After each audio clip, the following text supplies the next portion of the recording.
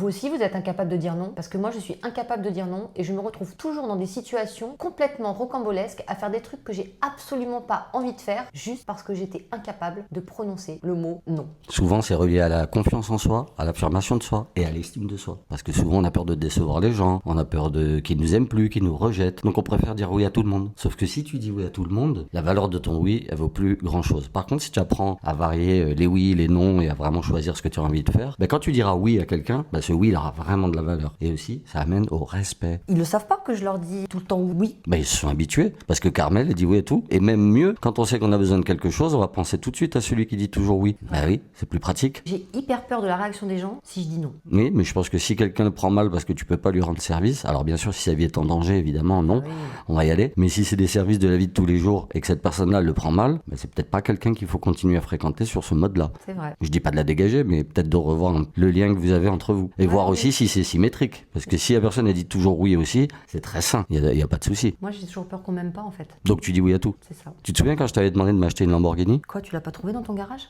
Elle a réussi à dire non.